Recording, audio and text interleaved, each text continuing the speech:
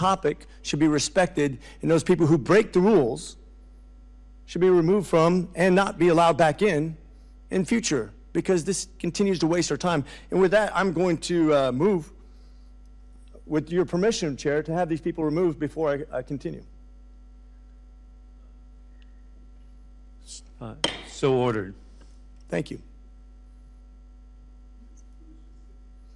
All three that were speaking out, thank you. They're wearing red in case you can't figure out who they are.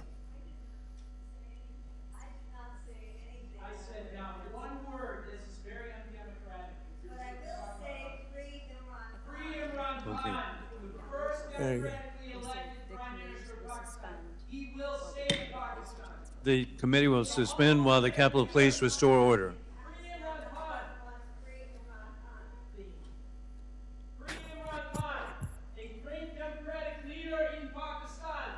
We need Imran Khan. Free him from a death cell in Pakistan. And Congressman McCormick will now continue with his full 5 minutes. Thank you, Mr. Chair. I've been interrupted in the previous hearings, and I just want to make sure we have some order. Thank you, Mr. Chairman. I appreciate you, and I thank you, Secretary Liu, for your testimony today. Today's topic is very important to me. Whether we like it or not, the U.S. future cannot include isolationism from the rest of the world. American leadership will be required for our country's future success and to ensure America remains first in the world.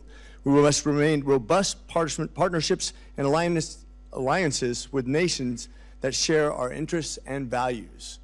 As nations like China and Russia and violent extremist organizations threaten global stability, it is critical for U.S. interests for South Central Asia countries such as Pakistan and India to continue developing stable and transparent democracies. That's why I introduced House Resolution 901 with my esteemed colleague from Michigan, Representative Dan Kildee. The resolution affirms U.S. support for democracy and human rights in Pakistan.